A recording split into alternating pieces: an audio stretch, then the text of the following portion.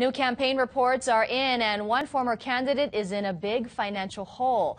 Now, those are stories that our partners at Civil Beat are working on. And joining us live over Skype is reporter Chad Blair. Good morning, Chad. Good morning. Good to be with you this morning. Good to see you. So what are the latest campaign finance reports showing you right now? Well, Ed Case loaned himself $50,000, loaned $50,000 to his own campaign. The reason is because he has to pay off donors. Now, stay with me here. The reason for that is because donors are capped on how much money they can give to an election. They can give $2,500 to the primary, $2,500 to the general, $5,000 total. The problem here is Ed Case didn't win the primary. He is not running in the general election. Therefore, he has to pay those donors back, and that's why his campaign is $65,000 in the red. What about the U.S. Senate race between Lingle and Hirono? You have some figures for that?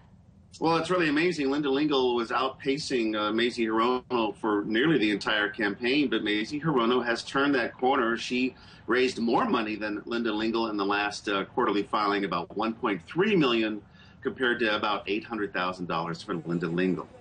There's also a battle, Chad, over renewable energy in the islands. So what's the latest from Civil Beat? Well, the gas company wants to ship liquid natural gas. It's called LNG for short. To Hawaii. They say that'll bring down energy costs and then, of course, utility costs. Two environmental groups say they're very concerned about this. The Blue Planet Foundation and the Sierra Club agree that LNG would bring down utility costs. The problem is they say we're still depending on fossil fuel, and that's the wrong direction for the state to be going in. One last question, Chad. You know, there's a hearing today at the state capitol on Native Hawaiians in the juvenile justice system. What exactly are lawmakers going to look at?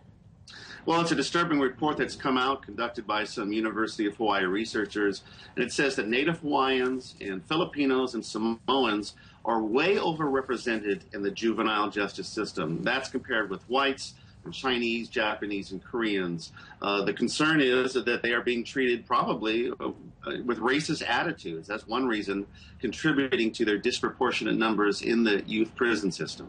And they're going to be looking for ways to try to relieve this problem?